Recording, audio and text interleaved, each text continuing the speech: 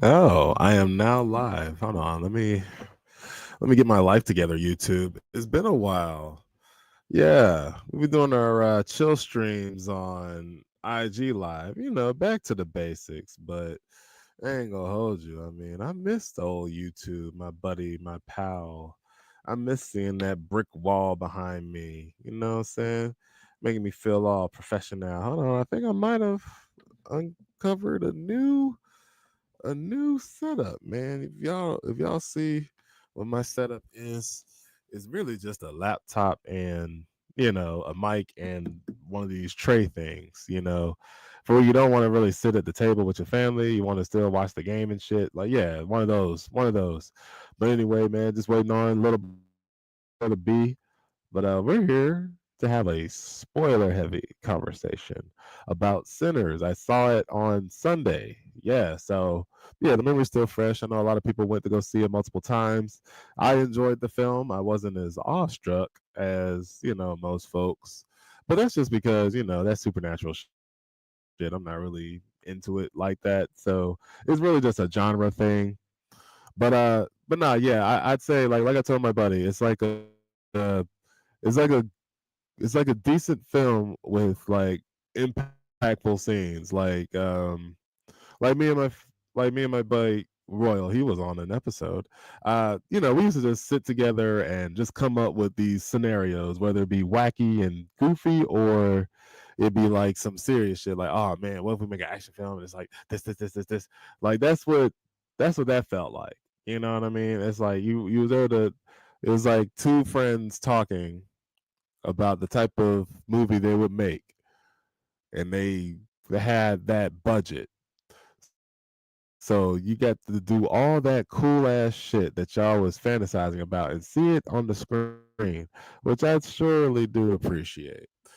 But just as a movie itself, I mean, it has a beginning, middle, and end. You know what I'm saying? The story was cool. But like I said, that's just a genre thing. Trust me, I said the same thing about Dust Till Dawn, and people be glazing that shit. But I'm like, okay, vampires and shit, you know. Which is funny because me and another guest that was on the show, Nelson, we are definitely dragging our feet on it, but we're working on a supernatural kind of series. Well, he actually added me along to it. Um, but he gave me control over the vampire race, which they're one of my favorite mythical creatures, just because. Well, I like the Fang thing. I like the whole idea of being able to seduce folks, and not just sexually. I mean, just like look them in the eyes and just be hypnotic to them. But they also always kind of represent like a counterculture in a sense. Um, like usually in older stories, like they're usually doing something that's considered like a cultural taboo, and and it's usually they're like used in a way to sort of like express, sometimes, not all the time, but sometimes they're used as a catalyst to sort of start the conversation as far as like advancing society. And yeah, and that's what I based my main vampire on. But now the vampires and sinners, which we are hopefully I get to talk to B about. Now yeah, they were the traditional. Yeah, they were of the traditional sense. Like, yeah, no going out in the sun. They have to be invited in. Stakes to the heart. That's how you kill them. Silver. The basics. The very very basics. Um, what I like though, how persuasive that man was. Well, the main vampire villain guy. He just like the first white family. Hell, he just got to on races basically, just like, oh, those natives got me. They took my family. Blah blah blah. I'm like, oh yeah, come on in, fellow white guy. Oh boy, sucks for y'all. But shout out to the smartest characters in the movie, the Choctaws. They came down like, hey, have you seen like a burnt up looking white guy running through here? You need to give him up because he's dangerous. Of course, the white people like get the hell on because A, they're racist, and B, they think that man's in trouble. So, but their reaction was just like, oh, well, okay then. We out of here, I guess. And yeah, we did not see them niggas again for the rest of the film. They got the hell on. They're like, all right, bro, we tried to help. That's okay. I wasn't even there. Don't even put me in it. But anywho, but man, it was. I want to say it was very good. I liked how. Shout out to Michael B. Man, definitely getting into his Eddie Murphy bag, being able to play multiple characters at once. The way and just the way it was able to be shot, man. Shout out to Coogler too for even directing that, writing and directing that. Um, I liked how the twins played off each other. I like I love the main character. I think his name was Sammy or something like that. He was very like, he's like very innocent, but growing into himself. Delroy Lindo. Now he stole the show for me. Well, I'll say this: both Michael B. and Delroy. Yeah, they were my favorite performers. Everyone did a great job. Um, as my boy Royal said, everybody played their part and executed it very well. But yeah, Delroy. And, I talk about this scene twice with both B and my boy Royal, but it was the part where Delroy was recounting, his friend being lynched. And, as he was telling the story, you see the emotions in his face and he just goes straight to song, you know, to ease his pain. And I noticed that right away. I had a coworker, tell everyone like, don't go straight in looking for, messages or whatnot. Just go in, which as you should do with every movie, just go in blind and yeah, just see it for yourself. But I caught that instantly, like, and it's crazy because one of my friends sent me an interview. Um, Damn, I forgot the guy's name. But he's pretty big on Instagram. I just hold on. Let me see. Hold on. This is gonna bother me because I do want to give that guy his credits as well. So let me look at Royal's old mensaje. Oh, by the way, I forgot he sent me something else. Okay, good. Who was this interviewer? Alex Miranda. Okay, yeah. So that was gonna bother me. I had to credit the interviewer, but yeah, Alex Miranda. Del Rolando was being and the guy who played Cornbread. I never learned his real name, but he was in a lot of stuff.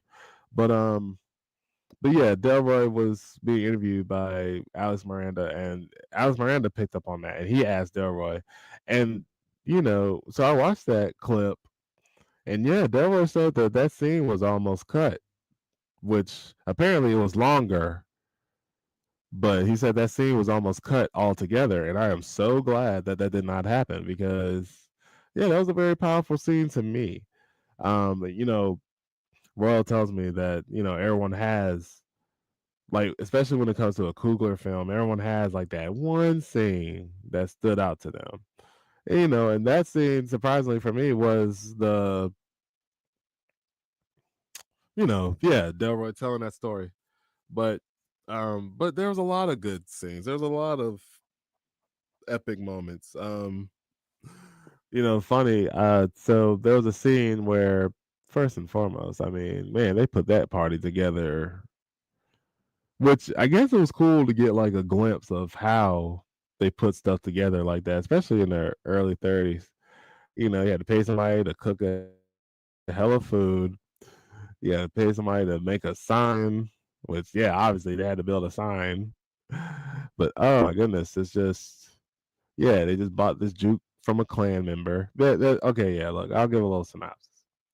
So the twins, played by Michael B. Jordan, Smoke and Stack, they buy they buy this building. You know, I don't know if it's like an old farmhouse or what. It was huge though. You know, they buy this venue, you know, so they can throw a juke joint. You know, they wanted to open up a juke joint. You know, they buy it from like a clan member, and you know, they warned him too. They was like, "Hey, nah, if any clan members come over, you know, we spilling their blood on sight. You know, like, hey, they dead, so don't even try it." You know, the guy was like, "Hey, man, you know, clan don't exist, but you know, it's the '30s. Come on." Like the clan was probably like 10 years old. Like, you know what I mean? It was still fresh. But but nah, well nah, the clan been around longer than that, obviously. What am I saying? I'm sorry. That was a brain fart. I was thinking about the reason I said that was because I think what was it? What was that racist ass movie? Shit. I don't know. It was a very racist film that was released in like 1920, and it represented the Klan as heroes. And of course, there were no black people in it, but were there a bunch of white people in blackface? I tell you that much. But anywho, so Smoke and Stack, they buy this space and they're going around town, you know, just getting things together for the juke, you know, catching up with everybody, you know, of course they run, you know, they kind of split up. Smoke goes and deals with his affairs, and then Stack takes Sammy, their cousin, who's the main character, basically. You know, he's very good at guitar. Um, you know, he takes him somewhere. You know, he takes him around. What business was Smoke taking care of? Oh, I believe, yeah, I think he went to go see the Asian folks. You know, to go and make the sign, which I know they exist, but man, it trips me out hearing like Asian people with like, you know, like Southern accents, especially like Delta accents. I'm like, whoa there. This just throws me off. Like I'm either used to hearing an accent or, you know, just straight up like Americana. Like, you know. But which is crazy because it doesn't throw me off at all when I hear them, you know, speak, you know, like AAVE. Cause, you know, I guess just because I grew up with it, you know, in Clayton County, you know, there's like a good little Asian population, and you know, and some of them are gonna pick up on that of. That's what I call it. I call it of. Yeah, they're gonna pick up on that of. So, anywho, these. What am I saying? Oh, Stack is, you know, he goes to recruit, you know, the bouncer, which was so funny because, you know, the bouncer, he's all respectful and stuff. He's like, "Oh, well, my wife here," you know, and Stack's just like, "Fuck your wife," and the guy's like, "Excuse me," like he was like bewildered. He was like, "What'd you say?" And Stack was just like, "I'm saying, with the money you're gonna make, you'll be able to fuck your wife tonight." And she might even let you put your peck in her mouth. That man was crazy. But yeah, like dude was like, "What the fuck you say to me?" But his wife was just like, "Nah, see what he talking about. You know, bring some money back." So that's how they got their bouncer. I skipped the part, of course, because you know they had to pick up Delroy Lindo. Gosh, words today. But anyway, you know they had to pick up Delroy Lindo. He was a harmonica player, very good harmonica player. So you know, obviously they picked him up, and he was a drunkard as well. They offered him Irish beer. They was like, "Yeah, man, we got Irish beer, dog." So he was convinced by that because at first he was saying, "Oh, well, I'm playing at another venue tonight, and they're guaranteed. I mean, your juke is just what? How long is your juke gonna be around? That juke's been around for 10 years." But yeah, Stack offered him some alcohol because he was an alcoholic. So, mm, mm, Oh, um, so yeah, so they get everything together for this party, and so they all gather, and lo and behold, guess who shows up? Everyone's having a good time. Oh, this is this is just something from the theater. So this gentleman next to me, to my left, I just looked to the right to you. So let me repeat that. To my left. There we go. You're right. Um, so there was somebody, I don't know if they're like a narrator or what, but they were literally explaining, hey, if you perform your music good enough, it's like you're summoning the past, your present and future. It's all into one. Like it's just timeless like that. So, we see, Sammy really getting down on that guitar. You got the ancestors coming out. You got like the future shit, you know what I mean? Like, we got like the turntables busting and like electric guitars. This jackwagon to my left, to your right, gonna say, what the fuck, they had this in the 30s? I was like, damn, way to not pay attention. I mean, at least in my mind, but I was like, dang, you dense motherfucker. Watch it again, please. He's definitely one of those niggas who's gonna need a rewatch. But yeah, man, that was a cool scene, obviously. Of course, one of the one of the infamous scenes on there, Sammy, he gets a little strange. You know what I'm saying? He gets a little strange. Uh, got this beautiful young singer, and she warns him. She's like, "Hey, man, I ain't I walked here. You know what I'm saying? I ain't at least let me do some cleaning up." The nigga Sammy was a goddamn gremlin. This motherfucker said, "I want to taste you." So yes, he, my boy Sammy, got in between those legs and went to town in that swamp. You hear me? But hey, he's from the Delta. But yeah, I thought that was pretty interesting there. Yeah, it was a lot of surprising language. There was one character who was like mixed. She was supposed to be like 1/8 black, which B told me that she was like the actress herself was also that. So very accurate casting. My goodness. But yeah, she was talking to Stack. Yeah, Stack at the beginning of the movie, because Stack told Sammy like, "Hey, if you notice anybody staring at me too long, let me know." Cause I think they were in town getting something. But yeah, Sammy obviously noticed this lady. I forget her name, but he was, she was like, "You said you love me," and he was like, "I also told you to stay the fuck away from me too." But of course, that was one of the more infamous lines. It was like, "Well, you done stuck your tongue in my coos," and blah blah blah. I'm like, "Whoa, lady, calm down." I mean, well, it is an adult movie, but whoa there. I was not ready. Which, yes, I was. I mean, but nah, it was dope, man. I will say this: another scene that jumped out at me. There was a mid-credit scene, so I'll get back to the fight, but pretty much, the climax is shit goes down. You know, the humans versus the vamps.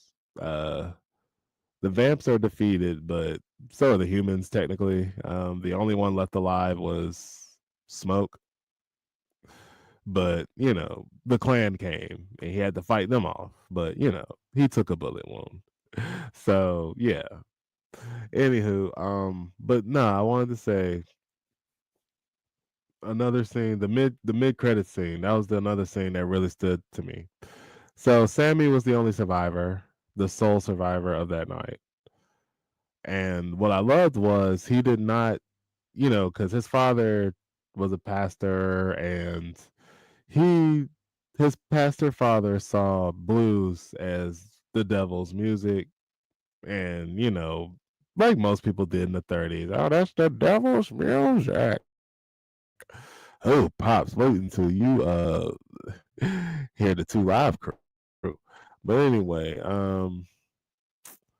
but what I loved about Sammy when he got back, to his father's church, he was holding on to his guitar, which was broken. It was just the bridge, nothing else, because he had to, you know, he defended himself with it. Let's just say that.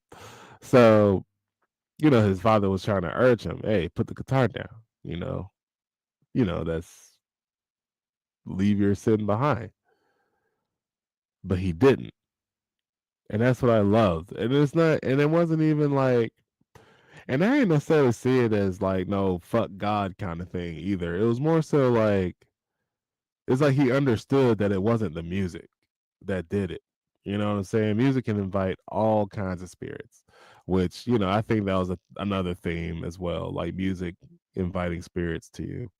But I'm glad that he stuck with it. So basically, what ends up happening, the mid credit scene shows like, okay, it was 1932. So 60 years later, it's 1992. We see Sammy was a legendary blues musician. Okay. And I forget who they chose to play him, but apparently he's a famous blues musician. I blank on the name. But anywho, Sammy gets done performing and he's just at his bar. And his bouncer comes and he's like, yeah, man, there's some folks, man. There must be some fans. They were really insisting on seeing you. He's like, man, bring them in. Turns out it's Stack and the mix lady, whose name I forgot. And so he's like, whoa, what's going on here? So Stack explains, like, hey, Smoke made me promise to not come near you, to let you live your life. And first and foremost, that right there was just so powerful to me just because it lets you know how strong family love is. Well, at least their love for Sammy and for each other, the two brothers, you know what I mean? Like this was stronger, like their love like surpassed that vampire shit. You know what I'm saying? He said, Stack loved Smoke and Sammy so much. He was like, yeah, like obviously I'm gonna stay away from him. Like, yeah, I'm gonna let him live his life. And obviously Smoke having love for Sammy, wanting him to not become that. You know what I mean? Not be cursed with that fate. It's like, yeah, that was very powerful to me. Um, but they just catch up with him, and and Sammy says, "Hey, up until all that bullshit went down, that was probably the best day of my life. Do you feel the same?" He was like, and Stack, man, it was like, yeah, that was my last time seeing the sun rise. That was my last day with my brother. Yeah, I love that. Real love. But anyway, let's go back to the climax of the movie. All right. So the final fight. Now, listen, I say this with the most empathy and sympathy and understanding one can hold. But whoo, that Asian lady fucked up everything. Like, God damn it. But like I said, though, I understand because you see, her love for her family, turned into fury because these vampires not only killed her husband and turned him into one of them, they threatened their child. And she's like, ain't nothing gonna come after my kid. So her anger was fury. Her love turned into fury. Like it was, she's like, I will kill a bitch. But, remember, they're the traditional vampire. They have to be invited into an establishment. But she was so fucking upset. Her emotions got the best of her. She was like, "Come on in, motherfuckers." And so that was their cue. Like, all right, let's get it. So, she goes out, she throws the Molotov, and I think did she I don't know if she stabbed her husband or not, or was it like a random vamp? I'm not sure. But anyway, like she stabs this vampire, eh, stakes this vampire in the heart. But I think, it was the one that she hit with the Molotov, so she's burning too. But that was a pretty epic way to die. I ain't gonna hold you. Like, I mean, she didn't get turned. She died killing one of them. So, and yeah, man, it was crazy. Like I said, everyone pretty much died, and except for Sammy, of course. The way Sammy survived was apparently a piece of his guitar was silver, so he knocked the main vampire in the head, which is kind of like a her thing because he was the maker, so he felt the pain. So they were all feeling it too. Now, mind you, like yeah, so they have like that vampiric empathy thing going on. However, him dying does not necessarily kill his progenies because Stack and the mixed girl was still alive. But yeah, Sammy was able to knock him in the head with the silver part of the guitar, which I guess nobody knew it was silver because I showed it. And I was like, oh, what the fuck? Wow, cool. And then Smoke was able to come and stab that vampire. You know, which I don't know because you see at first they're saying no, wait, that's right. He stabbed the main one, but then the sun came up and killed the rest. Except for Stack and Mixed Girl, of course. I guess they vamped out. Um, no pun intended, of course. But yeah, so and as I said, so after all that was said and done, Smoke still he said he had some business to take care of, which honestly, I don't know why he couldn't just leave too. Like, especially if he knew they were coming. Like he could have just left. But but no, he stood and fought. And he was ready for their ass because he had all the guns. Where they got them guns from, I don't know. They were probably rolling with him the whole time. But yeah, he said he smoked. He got the pop pop. Then he got this long gun. I don't even know what it was, but it was like a single shot. For accuracy, it's like boom, boom, boom. He was getting them. That ran out of the ammo. He pulled out the Thompson. Rah, rah. And like I said, these two of them tried to get away. He pulled out the grenade, threw that in the car, kaboom. Man. Yeah, and unfortunately he took one in the stomach, but hey, he was able to kill the Grand Wizard, which was so funny to me. I don't know why it was just so hilarious. But yeah, like he just sprayed the Grand Wizard up, and this fat motherfucker was like, ah, because he went from saying "go to hell, nigga" to "look, man, I got money, please don't kill me." Like it's crazy, huh? Everyone's hard till they about to die. But yeah, nah, man, it was a very. I know this is a very disorganized ramble about sinners, but my main takeaways, of course, is you know healing the pain through song, the love of family, and just music inviting different spirits over. That was my main three takeaways from my first watch. I might do a second watch and come back. And like I said, I know it's very disorganized, but I wanted to talk about it.